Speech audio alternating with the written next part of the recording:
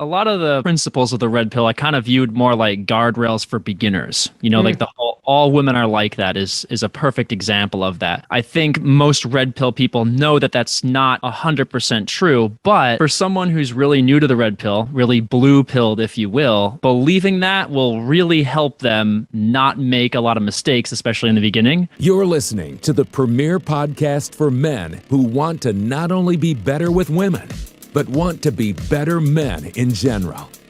This is the Come On Man podcast.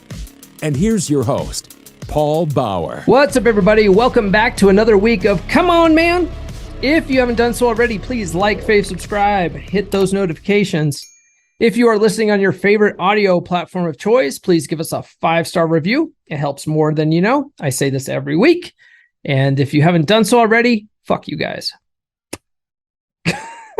It's simple, right? I mean, just go into iTunes, hit 5 stars, say, Paul's a badass mofo.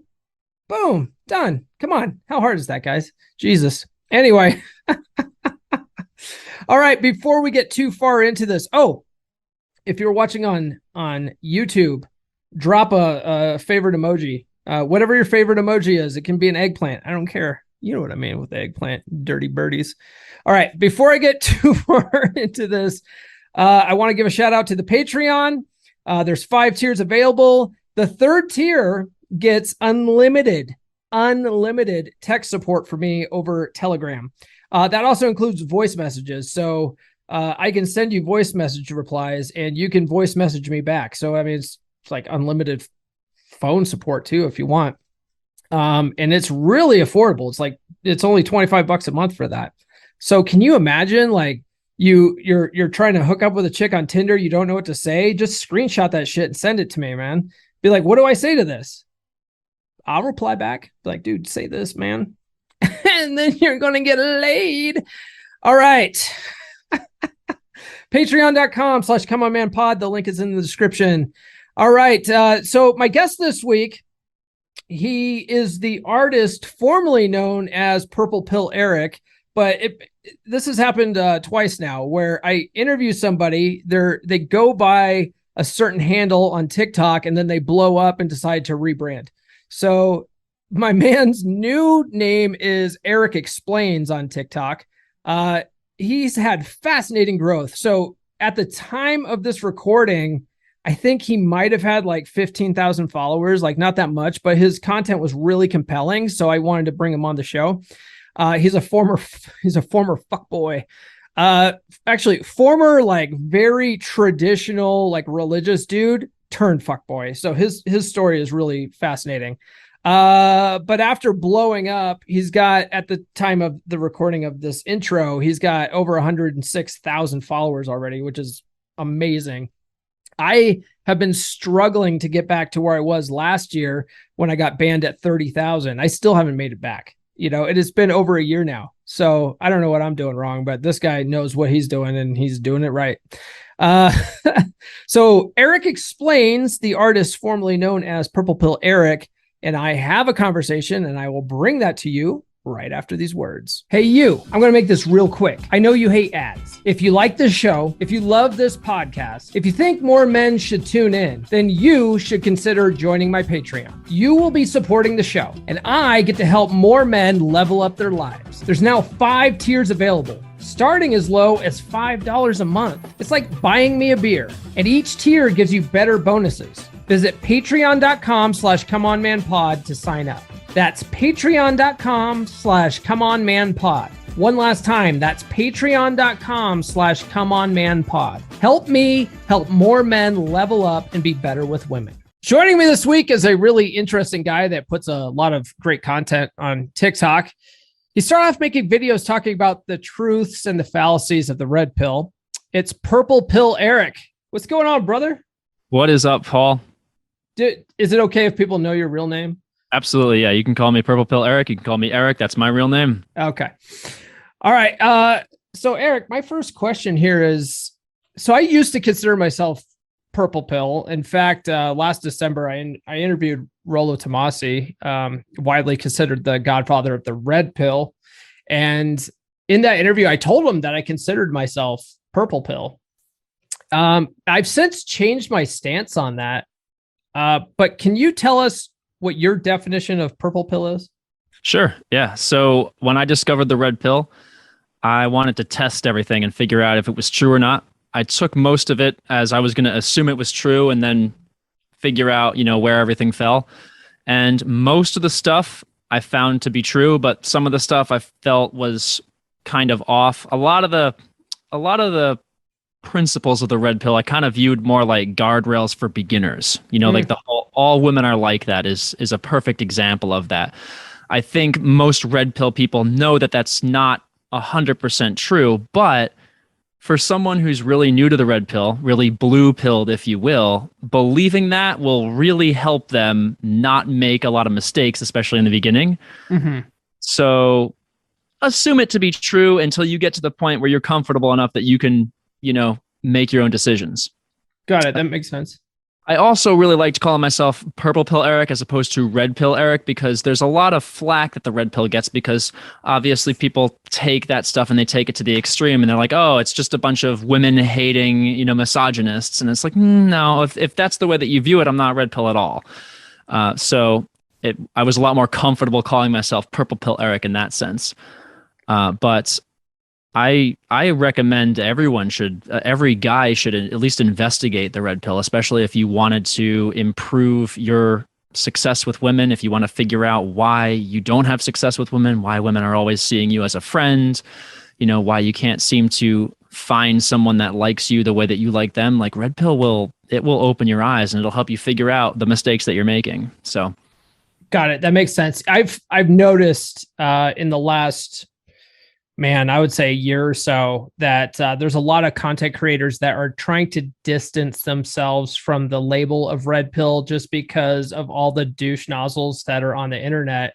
That all their content is just bashing women. Women ain't shit. All women are whores. They're all cheaters, and which isn't helpful to anybody. And obviously that's not true, But there's these guys that get stuck in that black pill, red pill rage type, state, and they can't find their way out of it, And I think being mad at, basically being lied to your whole life on, because we're all raised the same. We're all raised with the same media, the same, same movies, the same Disney fairy tales and stuff like that. We're all raised with like that. So when your eyes are open to the realities of life, like it's just like, Jesus, why didn't anybody tell me this stuff? But if you stay there, it's just not healthy for anybody. Quick question though, like when I'm scrolling through the For You page and I come across your videos, when I first was coming across your stuff, all your videos on the fallacies of the red pill. I mean, like almost everyone I came across, you were like, this is true. This is true. What isn't true about the red pill? What have I missed? Oh boy. Well, I didn't say that they were all true. So first of all, the one that I disagreed with the most was when he was talking about how a woman won't ever love you in the way that you should expect to be loved. And I think that's true if you're coming from a blue pill perspective. But yeah, once you realize exactly how men and women were meant to interact with one another, the way that a woman does love a man is actually better. Mm-hmm. She loves you because she's coming alongside of you to pursue your purpose. And I think I haven't really seen very many interviews with Rollo, but I think he may actually agree with that as well. So maybe it's just when you read it, it seems like it's something that's not. Yeah. I also disagreed with the one where he said, any woman who makes you wait for sex is never worth the wait.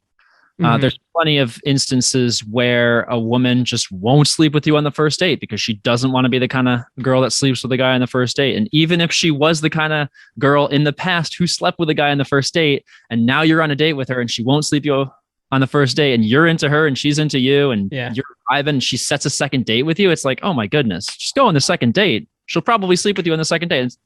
Like, I mean, girls go through phases, they go through the hoe phase, they go through the now I need a boyfriend phase. And, to really any kind of ideology, and this is one of the things that I get into, any type of ideology that has these rigid rules, you run into that thing where you're trying to follow all these rigid rules, Yeah. and that can be really dangerous, you know?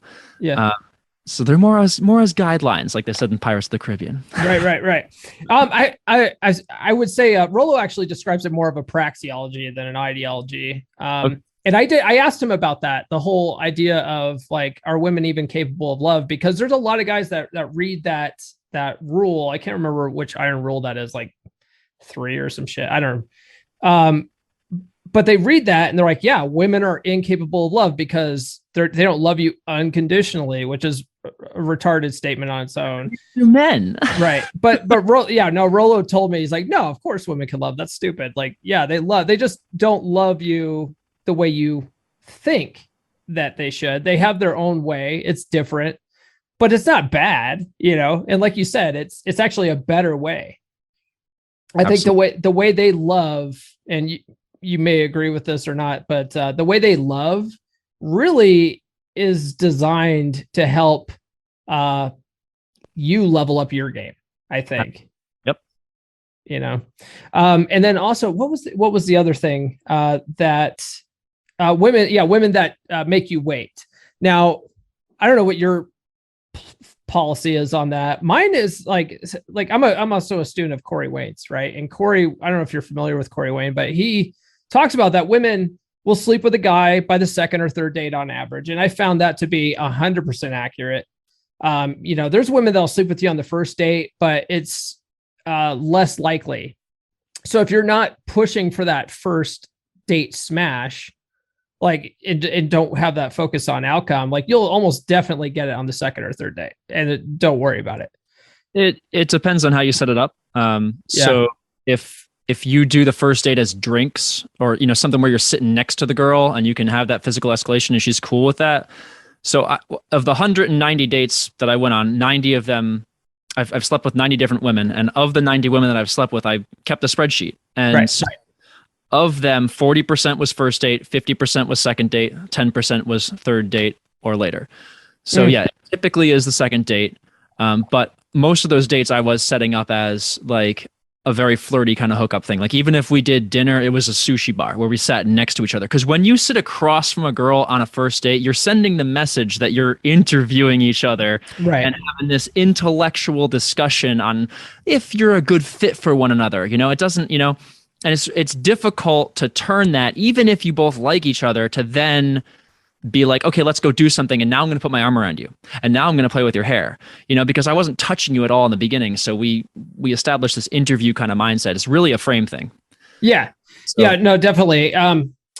But I guess what I was saying with that is, if she won't sleep with me by the third date though, like if she's like, I'm holding out for marriage or whatever, I just feel like I cut my losses after 3 dates, and I'm like, it's not, for me, it's not worth it at that point, you know. What do you think about that? Yeah, absolutely. I mean, if it gets to the point where you've made a move, I mean, you have to be the kind of guy that makes a move. And so this is something that if you're new to the red pill and you are used to taking things really slow and texting the girl back and forth a lot and really having a lot of conversations, it seems strange to, you know, wait, the first date, you're going to try to get her naked? Absolutely. You know? But if you get to the point where you've tried twice, you know, like if you try the first date, she says no, you try the second date, she says no, it's like, she's not feeling you, you know, because she knew it was coming the second time. So once you've made a move and she rejects you, if she agrees to meet up with you again and you make another move and she rejects you, she knows it's coming the second time. Mm-hmm. And it's like, yeah. So I would definitely agree with that. If she hasn't by 3 dates and you're assertive and you know what you want, like it's going to naturally just end it because she's going to know what you want. Yeah. I learned and started practicing Corey Wayne talks about 2 steps forward, 1 step back. Basically, you're touching her, you're flirting with her, and then you back off a little bit. And you do that throughout the whole date. Smart guys will do it throughout the whole date because that's getting her primed up. And then if she puts up some resistance, you can do the same thing usually. And then usually a lot of women will say no because they want to test to make sure that you'll stop when they tell you to. And as long as they are like, oh, he'll stop if I tell him to, they're more comfortable to move forward at that point. But yeah, I mean, eventually they're like, if they're really adamant about not doing it, like, you'll know. And, and then you're just wasting your time. You know, you're banging on closed doors at that point, I think. Yep. Let me ask you, how did you find your way into the red pill, purple pill space? Oh God, you want a story? Yeah. Are you ready? Do. Yeah, okay. We got to fill up an hour. So well, this is okay. I don't know if I don't think I haven't dove too much into this on my channel, but I was like totally prepared for this on the podcast. I'll totally talk about this. So when I was a freshman in college, I had very little experience with women. I was just like the average freshman guy. There was this one time a girl was at my dorm. I was with a bunch of friends. We were watching a movie. Everyone starts leaving. It's just me and her. She says, maybe I'll just sleep here. And I said, well, then where would I sleep? You know, I had no clue. I got involved with a very conservative, almost fundamentalist, like an evangelical Christian church. And they were preaching the whole no sex before marriage. I got super involved with it. And I was like, man, I need to get married so that I can have sex. So I got married, and I married a girl that I really wasn't that attracted to, but just made sense because it was like I get along with her, I could do life with her, and I could have sex with her. Mm-hmm. And I also set up the frame. I was very, I aided and abetted a lot in setting up the frame between her and I as a mother-son kind of a thing. I kind of just wanted her to take all the responsibility because why not? You know, someone to handle all that stuff. I was naive. Sure, why not? We never had sex at all. I got divorced at 29 as a virgin. Whoa, really? Yeah. So it was. Wait a second. I'm not sure. I told you. I'm more shocked that you got married and ended up getting divorced as a virgin, or more shocked that you were 29 and still a virgin. Yeah. Wow. Okay. Go on. Sorry. So it was kind of like a control thing for her. Yeah. She wasn't really able to be vulnerable. And I just kind of enabled a lot of that. My whole mindset during the whole marriage was like, if I make her happy, then she'll sleep with me, because that's what the church was telling me. That's what a lot of guys are raised to believe. I was raised that way. Happy life. Yeah. Mm-hmm. She doesn't want to have sex with you because you're not helping with the chores around the house. Like all that stuff. That's like, that's not really true. I believed all that. And so I was so confused, but then I was in an accident at 28. I broke my femur.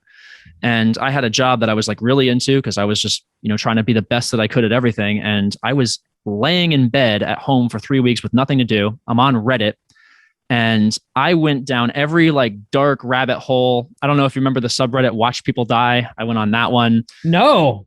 Oh yeah. God, there's so much random stuff on Reddit, man. Yeah. Doesn't exist anymore. But and then I started searching for like the creepiest stuff, and then I searched for the most controversial stuff. And someone was like, well, that subreddit, the red pill, is really controversial. I'm like, what's that?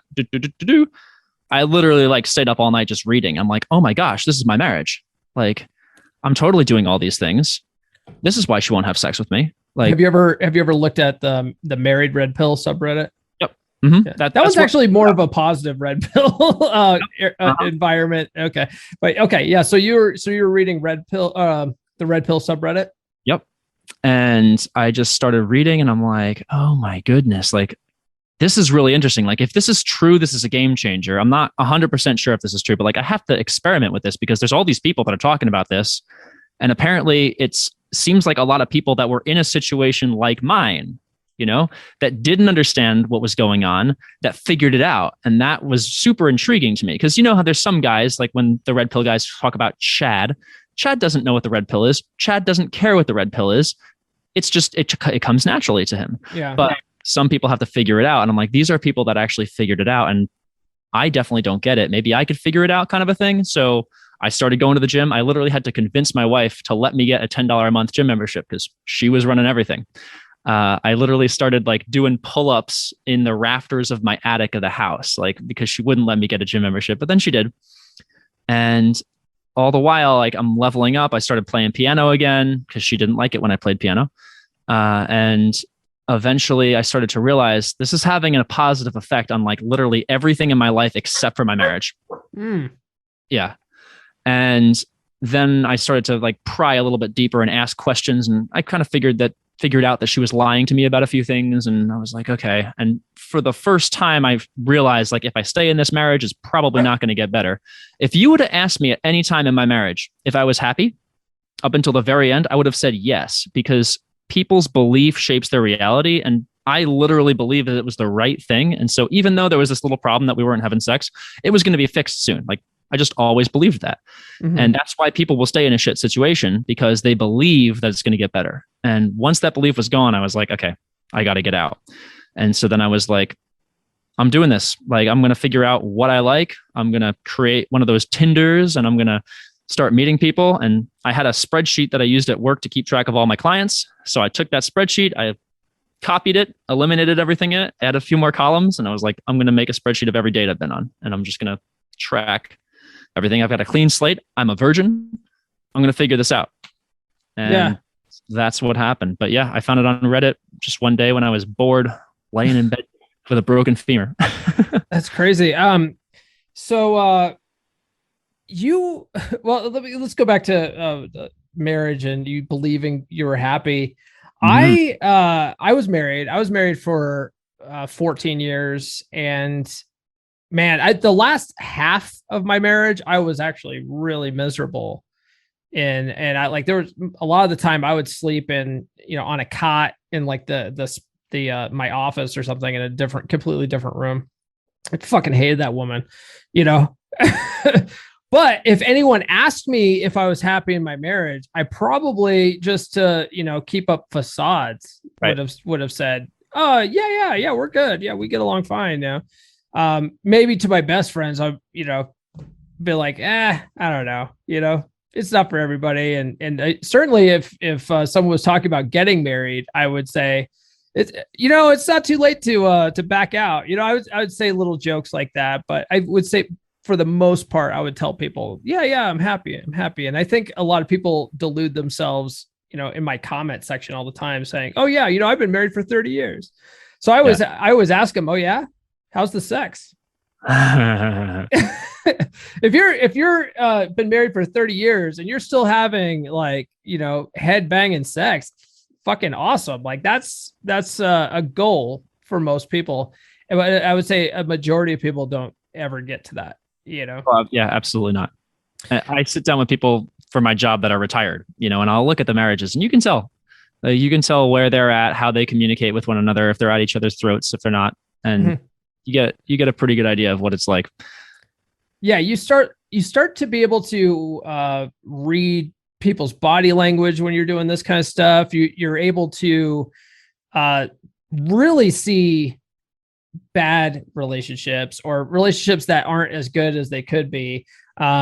At the time of this recording, I just had my first dinner with my girlfriend's parents. Okay. I met them for the first time. Like, she and I have been dating for over a year now, but I finally met her mom and her mom's husband.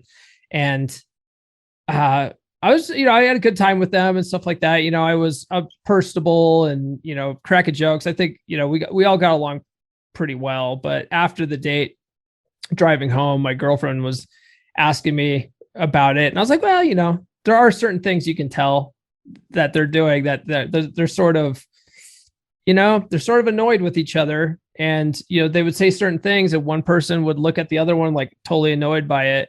And it wasn't lost on me, and she goes, you were spot on. She goes, they were actually being really tame. So yeah, it's fascinating. I think more people, even married people, would benefit from learning this stuff. You have a series, and I think this goes back to your spreadsheet, and I have questions about your spreadsheet also. All right. You have a series called Confessions of a Fuckboy. Oh, yeah. So you got on the Tinder, you got divorced, you were a virgin, you were like, fuck this, I'm trying this. Is that how you became a fuckboy? Yeah. I was like, I've never been on like a real date before. I don't really know what I like. Maybe I'm into Asian chicks. Maybe I'm into Hispanic chicks. Maybe I'm into nerds. Maybe I'm, I don't know. I'm not sure. I want to I want to sample like every flavor in the ice cream shop and then make a decision. And I can, because from reading this and then from seeing some of the interactions that I had gotten before I got divorced and right after I got divorced, just with certain women and the way that people treated me when I started carrying myself different and being confident in myself because I was going to the gym and leveling up at all this stuff. I was like, there's no reason why I can't just go sample every flavor. Like now I'm almost 30, I've got access to women that are in their early 20s, women that are my age. Like I can go do this. I made like a rule. I was like, I'm not getting into any kind of relationship for at least 2 years. I'm going to just stay single and I'm going to just tell people like the truth. This is what's going on with me. I'm just meeting people. If you want to hook up with me, fine. If not, no, but I want to get to know you. And it worked. It worked perfectly. Yeah. I got to meet tons and tons of people and eventually, found something that I wanted. That's why I started the TikTok channel, because I was like, all right, well, I'm not single anymore. So now here's my findings. Okay. Yeah. I have a question about that as well. So what was what would you say is like the biggest thing you learned from that experience? Cause you had 90 chicks is a big sample size, more than most people get, I would say.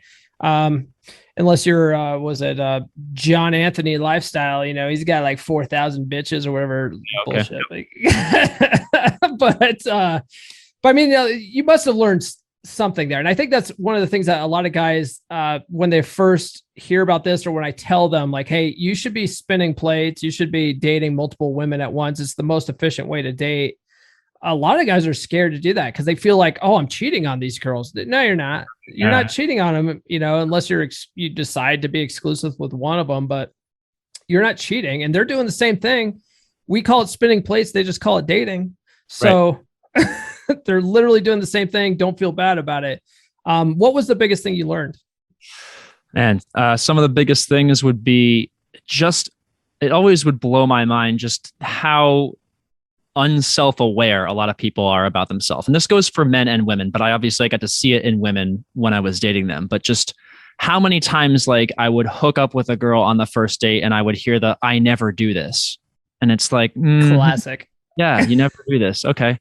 You know what? Oh my God, I never do this either. Like, oh my goodness, this never happens, And then like just the double-mindedness, of how a girl can be treating one guy, being super sweet with him, texting him, he texts her, they have this text message conversation that goes on for months and he's being so sweet. They might meet up a few times. He treats her really, really nice. We all know what he wants. He wants to fuck her. Yeah. But he's just being so sweet. And then I go on one date, hook up with her. And then after we hook up, she pulls up the conversation and starts scrolling through it and just like making fun of this guy. And it's just like, this dude has no fucking clue. And to him, he thinks that this girl is this innocent, sweet little girl that, likes to take things slow. He has no idea what the fuck I just did to her. Yeah. And it's like, I used to be that guy, because when you haven't seen the other side of it, you're just like, oh, okay, this is the way that people are. But it's like, I'm sure there are some women that are like that, but like the vast majority, like when it comes to time and place, everything just goes out the window. And the biggest example of that, of course, if you see my channel, is vacation. Like a girl that really doesn't hook up goes on vacation and turns into a freak because it's never going to come back. Like that whole what happens in Vegas stays in Vegas. Like, oh my goodness, man. Like it's crazy. And then that girl goes back to being the good girl. Yeah.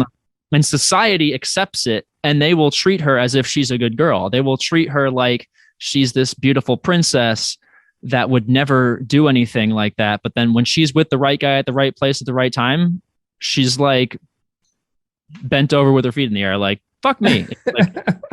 It's so wild. And it's just like, really, like, this is really the way that it is. Or just like the girl that like, she's got this really sweet relationship with this guy that's going really well. But when things go bad in that relationship, she calls another guy. That guy comes over and fucks her and then leaves. This guy that she's in the relationship with has no idea. Like, you would not believe how many girls are like that and how many times I was that other guy. And then, we'd just be sitting there afterwards and she'd just be talking. She'd be like, yeah, so my boyfriend's giving me bullshit about this. Or like, a lot of times it's just the stupidest stuff, but it's all the frame. It's the frame that you set with the girl. She's going to match with you. And if you just go into a date and you're not ashamed of your testosterone, like the Book of Puck says, like, Mm-hmm. An alpha male is not ashamed of his testosterone. If you're forward, it's obvious why you met. You're both on Tinder. You both, you have your preferences set to women only. You're not swiping on men and women. Why not? Because you're interested in sex. Like, so own it, Yeah. If you can figure out how to do that, it just totally changes the way that people interact with you. Yeah. Yeah. A lot of that stuff too, like where women sort of get all slutty when they go out of town and stuff like that. It's the same way that you can get women to have sex with you on the first date. It all comes down to plausible deniability a lot of the time, like the pickup trick where you say, hey, you know what? Can we swing by my house real quick? I got to feed the goldfish. And you bring them up to your house to feed the goldfish. Well, when one thing leads to another, well, I don't know what happened. We went up there to feed the goldfish. Like, it's not their fault. It always has to be the man's fault. Mm-hmm. It just happened. It just happened. Just happened. The number one from my Confessions of a Fuckboy, the number one, we were at a bar and we were like off in the corner where no one could see what was going on. I had my arm around her and I was able to like slip my hand under her yoga pants and start fingering her at the bar. Mm-hmm. And I'm like, you should come meet my dog. And she's like, no, not on the first date. And I'm like, what the heck? And so finally I'm like, all right, well, let's get out of here. We get in my car. I'm like, I'm just going to drive towards my house. And when she tells me to turn around, I'll turn around. Okay. And we get to my house and she's like, I told you I wasn't coming home with you. I'm like, that's not a big deal. Just come meet my dog. She's like, okay. Yeah. Right. It just happened, and then, she meets up with me 7 or 8 times after that and is like, this is the best I've ever had. It's like, damn, okay. I guess that's how it goes. I was probably the first guy that did that. And it's like, everyone else that knows this girl, I'm sure, has no idea that she would ever be like that, ever. Right. And then it happens and boom. It's like, it's so wild. I can't think of the name of the movie, but it's Ryan Reynolds and was it Justin Bateman? They swap bodies. Oh, I know what you're talking about. What is that one? Yeah. At that bar where Ryan Reynolds is a real smooth dude and he falls for that chick and what is it called? I don't know. Yeah, but anyway, look it up. It's on IMDb. But there's a scene where Justin Bateman is basically, it's him, but he's playing Ryan Reynolds, and he's like, she just needs to justify it to herself and her God. And I was like, boom, right there. That's really what it comes down to. She'll figure out she'll figure out how to justify it for herself, and that's all you need. Yep. It's really crazy. Yeah, it is really crazy. When we first connected, I think you hinted at this a little bit already, but when we first connected, you said you were trying to find a niche that worked on TikTok. So you went with the purple pill route. What made you decide to make TikTok specifically? You said you got into a relationship, you have a girlfriend, and you're like, I think I'll make TikToks about it. But like, why TikTok? Well, TikTok's it's the hot new thing. And I was the one that I hadn't tried. So I have 3 different TikToks. I have like my normal one, which I post on occasionally. Then I tried to make one to promote my music. That didn't work. And I was like, I got to figure out a way that I could actually get a following. I don't know how to get a following. And so, I watch a lot of YouTube videos and they're like, talk about what you're passionate about. And then it just kind of clicked. It's like, I'm very passionate about red pill stuff because, I'm active on the purple pill debate. I used to be active on the red pill, but it's not really that great anymore. And I could talk about that for hours. They're like something that you could talk about for hours. Like I could talk for days about that. I could start a TikTok about that. That would work. And plus, I'm now in a relationship, so all of my data is set. It's not going to be adding any more information to the spreadsheet. So I was like, all right, let's do that. I'll sit on my bed, and talk with that cool background, and just talk about red pill stuff and see if that catches on. And it was growing pretty, I guess, steadily, not that fast. But then, of course, someone suggested in a live stream that I talk about narcissists, and oh my goodness. Right. Yeah. I wanted to talk about that too. Yeah, TikTok's an interesting beast, man. Like, I started doing TikToks a year ago, in January, because I dated a gal. When I first started this podcast, I was dating a gal. I dated her for about 3 months, and when we were dating, she would make the dumbest fucking TikToks, just like not even really saying anything. And then they would totally blow up.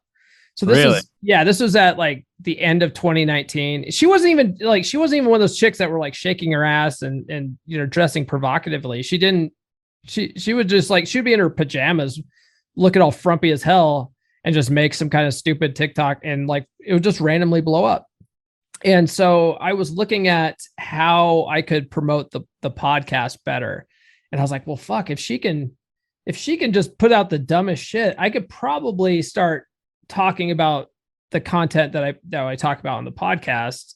And sure enough, at that time, early last year, like my content grew really quick until I got banned. So that's the biggest problem with TikTok is like their draconian fucking rules that are just arbitrary, and they apply them to certain people and they don't apply them to other people. And that's the craziest thing. But there are certain topics that do very well. Narcissism being one of them. So I got a question about that. Yeah. So you're also a musician. You said that you have a TikTok where you're trying to promote your music, but that wasn't going that well. What kind of music do you make, and what instruments do you play? I play keyboard. I can also play a little bit of guitar. I will stick to my claims in my TikTok videos that I suck at guitar. But I'm good at keyboard, and I make kind of all kinds of music. It's mostly pop, electronic-ish, but I mean, there's a song that's got kind of a country vibe to it, rock and roll, like all kinds of stuff. And I just make it all on my computer. Oh, okay. Why don't you think it did well on TikTok? I mean, TikTok's sort of a music app. Well, here's the thing with music. So like, let's say you've got your bands that you like, and if you go riding in the car with your friends and you have a band that's already got a following, that's a legit band, and you want your friends to like their music, you play it for them. Your friends can be like, oh, come on, man, put on something that we like. It's hard to like get people to like music. Typically you have to hear the song a bunch of times, like on the radio, or like I used to work at Verizon. And when I worked at Verizon, I was still in my real Christian days. So I only listened to Christian praise and worship music. That was it. But they had music playing all day long when I was at work. That was all kinds of music. Some of it was top 40. Some of it was like super indie. Like 3/4 of the music that they played, I started to like just because I heard it all the time. And so if there's a way that I could like get people to hear music, then they probably would end up liking it as long as it was halfway decent. Because we all know there's plenty of songs that make the top 40 that are not even halfway decent. So it really just has to do with exposure. And so I've tried all these different angles. I am going to be putting my music more often in my TikTok videos as background, but I can't just upload my music to TikTok and have it be used as background. I have to actually put it in the video and upload it. I think you have to get it distributed through like a distribution company to get it in TikTok. And then even if that was the case, I'd be very picky about what part of the song that I wanted. And of course you can't choose. Most of them are 30 seconds to a minute. All my videos are longer than a minute. So there's all these problems. I'm just going to put it behind my stuff and see if people start talking about it. Mm-hmm. Like if my Narcissist video had one of my songs as a background, I'm sure people would be like, what song is that? Yeah. They probably would have. Why do you do why are all your videos over a minute? Because I don't know if you follow like the people that tell you like how to game the algorithm, because I try to do that too, not game the algorithm, but I follow people that give you tips and tricks. And usually, I mean, people's attention spans on that fucking app are just horrendous. And so, I mean, I try not to do anything more than a minute if I can. Sometimes I go over, but if I can, I try to keep it under 30 seconds because just people suck at that. And the whole thing about getting more views is watch time.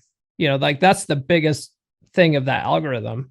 So have you found any, I guess my question is, have you found that challenging because your videos are longer than a minute? Absolutely. Yeah. But I also think if your video has a good hook, which hooks the first 3 seconds, something to grab people's attention, mm-hmm. How to know that you're not falling in love with a narcissist. Right. I'm going to give you a crystal clear picture on what, stuff like that. Yeah, your hooks are good. Yeah. Exactly. If you can get someone hooked, you can get them to stay. And I believe, I haven't seen this yet because I finally just now got approved as part of the Creator Fund. It took forever. I had to apply like 6 times. A part of that I told you that I didn't think it was worth it personally, but another thing I've heard, there's lots of stories about that once you're approved for the creator fund, like your views plummet. We'll see. Yeah. So anyway, go on with that. I'm still at $0 because I guess it takes 3 days to update, and it hasn't been 3 days since then. But I haven't seen anything plummet yet. And as a matter of fact, some of the videos from before the Narcissist series, the algorithm has decided to start pushing now. Like the So You Got Dumped series is all of a sudden getting now more views than the Narcissist one, which I think is interesting. But we will see. So I believe what you're paid is based on watch time, and the kind of content that I do, like I really haven't figured out how to put my stuff into 30-second, 1 minute. So I've tried to focus more on growing it, just getting people hooked. And obviously the series that went viral, the one video that is now at 2.1 million views, I think is like 2.5, 3 minutes long. So yeah. And it'll tell you, I think in the analytics, like 16% of people watched the entire video. So it's like, that's, if they count at all how long people watched for, that's seriously going to help, and I can get the stuff across. I tend to prefer the longer content. And then the other thing is right when I first created my account is when TikTok made you be able to make a video up to 10 minutes long. And they said that they wanted you to create longer videos. So I was thinking, okay, maybe there's going to be a shift in TikTok now towards longer videos. So maybe they'll promote longer videos or whatever. Maybe they've done some study that showed that if people are watching longer videos, they spend more time on the app or something like that. I don't know. But I do know if you're watching longer videos, you're less likely to find one that's going to make you want to click away. So yeah, that makes sense. Yeah. I at first, when they first told me that I could start uploading 10-minute videos, I was like, why the fuck would I do that? Like I have a hard enough time getting people to watch my 1 minute videos all the way through because people are just retarded. But what I've started doing is every Wednesday and Friday, I take clips from the full podcast episodes, and I'll do up to, I try to keep it under 10 minutes because even on YouTube, people's attention spans are shitty. So I try to take clips on Wednesdays and Fridays, and I started uploading those to TikTok as well, like the full teaser clip for the whole podcast. And those are doing okay. I wouldn't say that TikTok's pushing those yet, though. Okay. They're definitely not pushing those. Whereas like on Instagram and Facebook, Meta, whatever they're fucking called now, they put out a statement saying that they are actively pushing 90-minute reels right now. 90-second reels or 90-minute reels? 90-second reels. Yeah, sorry. Yeah, so 90-second reels, they're actively pushing those because they're trying to compete with TikTok. So like if you like create a Purple Pill Eric Instagram and start up like repurposing your TikToks for that too, like you'll kill it. I'm 100% certain. Cool. Let's go back to your spreadsheet. All right. Spreadsheet time. This is some nerd shit, man. This is like, it's fascinating to me that you did this and you took the time to do this. So why a spreadsheet though? Like, why did you decide like, I am going to track this? Well, anything that you can measure your improvement. Okay. And you can study. And I like analytics. So I've always had sales jobs, and I always liked being the guy that was keeping track of everyone's numbers. So like the Verizon sales job, every month we'd have a sales meeting and we'd talk about who the top performers were and all the different metrics. You know, you sold the most personal hotspots, you sold the most iPhones, you sold the most Androids, and you could graph it. And I would make these graphs. I just like doing stuff like that. And so I was like, I'm just going to make a spreadsheet and say, okay, 6 months ago, I was banging an average of 6s, and now I'm banging average 7s, So that was a part of your spreadsheet. You're like scale 1 to 10. Okay. She was a 7. Oh yeah. Okay. Yeah. And, how many times did we go on a date before we actually had sex? Was I improving that? How many times did we have sex? So I could keep track of that. And also I wanted to know what my actual body count was, because I knew anyone with a body count of over 10 has no idea. They're just, whether you're a guy or a girl, you just think of a number that feels like how many people you've had sex with and just say it. I have to actually sit there and like try to count it up. Right. If I'm like, man, how many, like whenever the body count conversation comes up, I'm like, fucking, okay, at this point I was at, and I have to start is really, yeah, you're right. Over 10, it's like it starts getting blurry. Yeah, and over 10, it doesn't really matter. It's like you've had sex with a lot of people. Like, does it matter whether you've had sex with 15 or 25? Does that make it? No, it doesn't. Like, yeah. You know, you're more of a pimp. Like you're only a pimp though, unless if you're in the 4 digits, right? Like, right. How do you even? Oh my goodness, that's crazy. I think that's absurd. Have you seen that guy's videos? What's the guy's name? It's John Anthony Lifestyle. He's like some kind of internet dating coach. Most of his videos that I've seen, it's just him shitting on other dating coaches and trying to gain clout, right? Like he'll sit there and talk about like, you know, Rollo Tomasi's a piece of shit or whatever. And like it'll just be a hit piece video. Right. And he's like, oh, he hasn't even, you know, he's been married for 25 years. He probably doesn't even have a lay count more than 10. I myself have, you know, 1,000 or whatever. And it's like, no, you don't, bro. Yeah, there's a lot of fake gurus out there. Yeah, I think the only guy, the only 2 guys I've talked to on this podcast that I know for a fact that they probably are in those numbers are porn stars. You know, I've talked to like Eric Everhard. He's been doing this for like 20 fucking years. Of course, he's got a ridiculous lay count like that because that's a part of his job. You know, but some of these other guys on the internet, I'm like, take that shit with a grain of salt.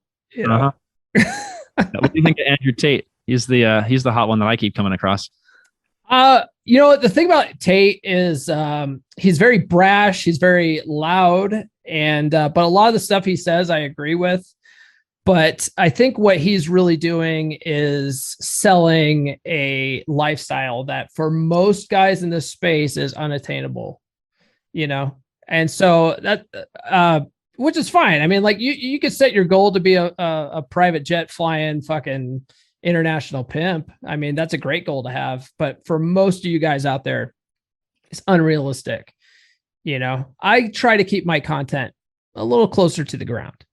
Right. Yeah. But yeah, there is something to be said for that shock value, like you were saying. Like, you know, I did come across one of that guy's videos, and he opens it with a hook of "I've slept with 4,000 women." I'm probably going to watch the whole video just because I'm curious. You know, it's like, oh, okay, let's see what this guy has to say. I'm probably not going to agree with it, but I still want to hear it, you know? Yeah. It's clickbait. Good game. Someone asked, go ahead. Someone asked me why I didn't do all the narcissist videos in one, because I could have just combined them to one. And I was like, the algorithm, you know, I would have. Yeah.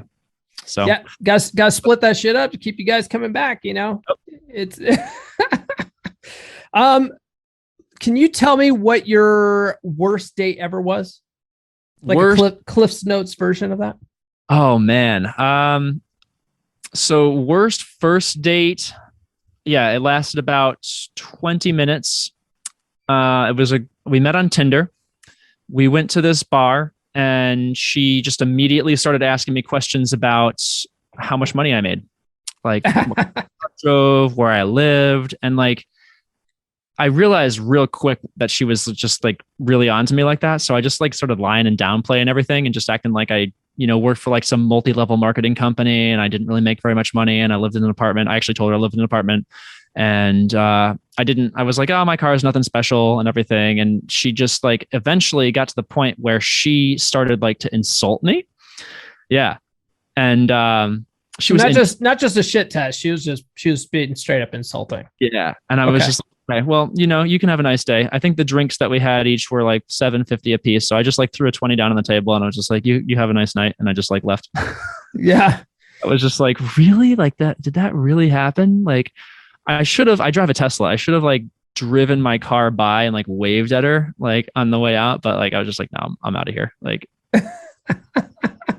yeah. I don't think I've had a date that bad. Except for, there was 2 periods of, you know, post divorce where I found myself on the dating circuit, right? Like once after I got divorced, and then I got into a long-term relationship, and then right after that, and that second relationship there was like my red pilling moment. And but that first time after my marriage, I hadn't dated in like 15 years. I was like fat, overweight. I was like 230 pounds, you know. I'm only 5'9", so you know, you put that image in your head. And I was just floundering with women. I remember I went on a date with one chick, and man, she was like, her husband, well, I don't know if she was lying or what, probably lying, but she was like, oh, my ex-husband, he's threatening to commit suicide right now. And like, she was just like, so not into the conversation. I was just like, man, this is the worst date ever. But my second time going around, I did a whole podcast on it. I did a Tale of Two Train Wrecks episode. I had one chick just break down crying in the middle of the date because like her dad was going through some things and she was just like having this emotional problems. And then and she was just super needy and shit. And then the second chick was just, she got blackout drunk on our first date, slurring her speech, could barely walk. That's and awesome. I was like, man, maybe that's just a one-off situation. So I invited her for a second date at my place and she came over here and just got all fucking sloppy drunk. And I was like, I'm not sticking my dick in crazy. I had her sleeping off on the couch and I went to bed. I was like, this isn't happening. But nothing like that where they were just insulting me on the date. That's pretty fucked up. Mm-hmm. You did. So I made a video about dating apps and how men suck at them. And you commented that you like dating apps. What would you tell guys who've given up on dating apps? Well, it depends on why, but I think one of the things that happened to me when I first got single was a lot of my friends told me that Tinder, that was the main one at the time, Bumble was relatively new, was just really easy. They were like, one of my friends literally said, oh, it's like shooting fish in a barrel. And this guy was not over 6 foot. He did not go to the gym. He was an average guy. I mean, he wasn't overweight or anything, decent looking, but not exceptional. And that was the general vibe that I got, was that if I created a dating app, that there was just gonna be women lining up. And I think that it's guy talk, when you're with the guys, you talk about how easy it was. You met this girl on Tinder and she was so easy and everything. And it's just like, it's going to be easy. It's not, it's work. And people don't realize that. And, I think it's more work now than it was then. You got to put work into it. You got to swipe a lot. You got to talk. Most of the people that you match with aren't going to message you back. Even me as someone who goes to the gym, I'm 6'3". I have a passion. I'm a musician. Like I've got a lot of things going for me. My pictures were fucking awesome. It was work for me. I had to swipe a lot. I had girls that wouldn't message me back, and I would spend a good amount of time on the apps, swiping Tinder, Bumble, and Hinge. Mm-hmm. But if you put the work in, it's the best way to meet someone, that's because that's where you find the girl that's in town for a month. Yeah. You find the girl that's in town for a month, you're going to have a really good month, and most of the guys don't know what they're doing. Like I've done everything. I've created dating apps with female pictures just to see what the competition was. Mm-hmm. You're surprised at how many guys won't message. It's just like, really? Like 1% of women will message me before I message them. I've had douchebags in the comments saying, I wait for girls to message me. And I'm like, how does that work out for you? And they always say, oh yeah, it works out great. It doesn't. No. So it's one of those things where there's just like, it's encouraged that you just talk about it like it's so easy. You know what I mean? Because it makes you look cool. Oh, girls come to me. It's like, nope, it's work, but it's worth the work. Yeah. Yeah. I agree. It's not that hard. In fact, so I have this guy on my Patreon today and he was like, I'm like, I want you to set up a Hinge profile. He's like, I'm going to wait until I go get professional pictures done. I'm like, you should get professional pictures done, but don't wait for that. Like, I was like, look, and I just uploaded all the pictures I used. Like, oh, these were the pictures I used when I was on the dating apps. And mine, there's dating coaches that say, oh, you need to have these types of pictures and stuff. Like mine broke all the rules, right? Like I think half my pictures had sunglasses on. I had like at least like 2 selfies in there. You're not supposed to do any selfies and shit like that. It didn't matter. My bio was probably the best thing about my profile, but did a lot of swiping. I actually would pay for the premium version of some of these apps. So did I. Because a lot of guys, like if you want to use a dating app like a chick does and be passive, pay for the premium version, because then you can wait to see who's swiping on you. Because that's usually what women do. They just wait to see who's swipe on them. If you're a relatively attractive chick pretty much every right swipe you get, you're going to get a match. Oh, so you might as well, like, if you're a guy, you don't want to spend a lot of time on a dating app, just spend the money. It's not that it's nominal. Mm-hmm. That's what I think. But yeah, I mean, like it is work, but it's not that much work. Yeah. It's a great, I mean, it's the easiest way to meet women. Yeah. It's way easier than going to a bar and cold approaching, which you should do, but it's way easier than that. You know, you don't have to risk anything and you can do it anytime. You have your phone on you all the time. And, you know, if you're moving around like I do for work, I'm in a bunch of different towns. I pull it up in a bunch of different towns. I'm pulling people from all over the place, you know, you can, it's the most efficient way, but it does require work. And I think, I just think people think that it's just going to magically happen. People think that with a lot of things. And that's the way that most advertising is for things too. You know, like even the stuff you see on TikTok, want to grow your TikTok channel? Try this. It's like, no matter what you do, it's going to be work.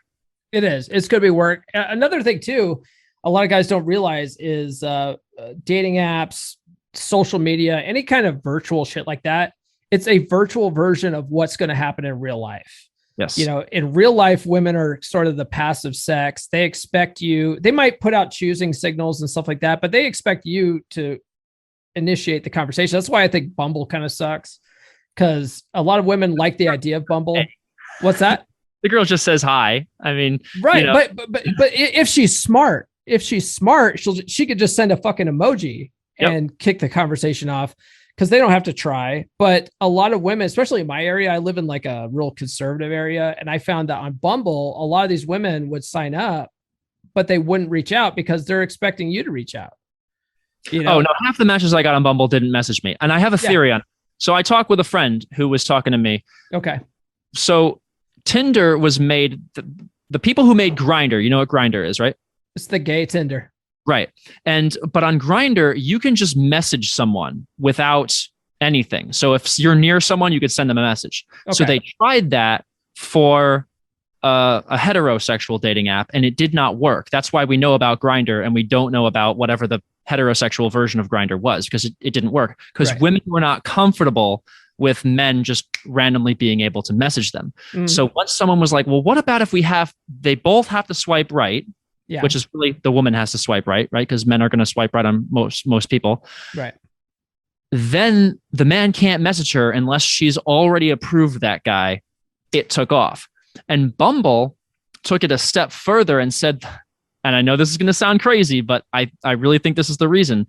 Bumble took it a step further and said, the woman can swipe right just to see if he matched, even if she's not someone who he'd actually want to talk to, just so that she could see if he matched. And women will do that. They'll be curious. I don't want to talk to him, but I'm kind of curious to see if he'd like me. So let me swipe right. Oh, he did. Okay. I'm not going to message him. I really think that's the reason. And there's some women that are just more comfortable with the dating app where they have that extra layer, which is crazy. But yeah, I that might be a very good reason too. But I think that in my area, it's women just don't typically like to be the ones that make the first move. You know, I think I went on like maybe 3 dates from Bumble. The rest of my dates were all like Tinder, Match, and Hinge. I think for the most part, I went on some really shitty dates with like Plenty of Fish. That's some real fucking garbage women on there though. But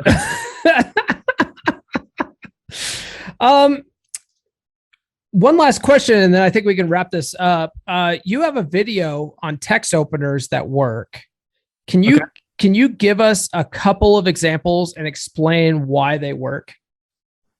Yeah, absolutely. So though I created those text openers from sales pitch openers that work, because when there's this idea that I think I first heard it from the RSD guys on Pickup, that you want to be offering value when you go talk to someone. So yeah, that sounds like Owen Cook. Yeah, exactly. If it's a girl that you got her number, you haven't talked to her in a while, and you just slide into her DMs saying something like, "Hey, how are you?" It comes off with this really needy vibe. I always just say, flip it around and say some girl that you are not attracted to. She's not really ugly, but you're not attracted to her. She slides into your DMs and she says to you, hey, how are you? Or hey, what's up? You're going to immediately get this weird feeling like, oh no, is she going to try and ask me on a date? Because I don't really want to do that. And that's the way that most girls feel about guys when they don't really know them. They have to get some sort of rapport with you before they're going to feel that attraction. And so if you can lead with something that piques their interest, immediately they're going to be having an experience with you. And they're going to want to continue that experience. Hey, your name came up in conversation the other night. Hey, I saw something today that made me think about you. Things like that. All of a sudden now she's invested in this conversation. And if you make her feel something, oh boy, she's going to want to keep that going rather than just the same bullshit that everyone else is doing. Hey, you're really pretty. Hey, what's up? Like, hey, good morning. Like, come on, man. Think of something better than that, Yeah. What was one of your text openers? Like, so what's a go-to that you used a lot? Oh, you said one of them. Your name came up in a conversation. Yeah, your name came up in a conversation. Yeah. So Your name came up in a conversation the other night. And then, if it was something like I was going for text openers that you would use on someone who you had gotten their number and things didn't work out, you hadn't talked to them in a while, and now you wanted to like reignite things. If you say something like that, it's going to get it going again. And then, because then it sparks her interest. And then she says, what was it? And then you say, well, actually, I can't say on here because I don't know if I can trust you not to screenshot it. And then she's like, oh, now it's intriguing. Like, oh shit, this is really the dish, bish. Yeah, exactly. Like, if you make the woman feel something emotional like that, all of a sudden now she's really invested in what's going on. So that's a way that you can immediately just get a girl that otherwise would not have any interest in you invested in you. Yeah. Smart. Yeah. That's some tricky shit. All right, brother. I think we're at an hour now, so I think we'll wrap this up. Awesome. Thanks so much, Paul, for having me on. Yeah, dude. You're welcome back anytime. Right. In fact, I think the next episode you're going to be on because you and Alex and I are getting together, but we'll save that for another time. Where can people find you online? Yeah, so you can find me at Purple Pill Eric on Twitter. No, not Twitter. Purple Pill Eric on TikTok. You can find me. Oh boy, it's thundering out. Hopefully, I don't lose internet. If I lose internet, you're good. Hurry up, wrap this up. You can find me, Mr. Skylight, on YouTube. I make my music, and I have a Purple Pill Eric Instagram that I'm working on getting some reels going on. I created it last night. Okay, cool. Yeah, send me those links. I'll put them all in the description. All right. Thanks, Paul. Yeah, man. Have a good night. All right. See ya. Eric, thanks for joining me, brother. You're welcome back anytime. In fact, at the time of this recording, we've already recorded 2 podcasts. I think Eric is in, I have to look at the schedule, but I think Eric's either like next week or the week after. He comes back on with Alex Costello and we shoot some stuff. So look out for that episode. Other than that, I hope you got some insights out of Eric's experience. He's a really fascinating dude. Also, since I talked to him, I listened to the Book of Pook on audiobook. So that's a book that I highly recommend. You guys really need to check out the Book of Pook. Book of Pook. I don't know. Potato. But check that out. That was one of his book recommendations. Other than that, make sure you guys check out the Patreon. Again, there's 5 tiers. It's patreon.com/comeonmanpod. The link is in the description, and the lowest tier is like $5. It's the least you can do. Just skip Starbucks one day, one day in a month, and help support the show and help get us in front of other people. All right, guys, that's all I have this week. We will catch you next week on Monday. This has been the Come On Man podcast. New full episodes served hot every Monday morning on your favorite podcast platform of choice. So subscribe now. Follow Paul on social media. The links are in the description. Now, go out and get it.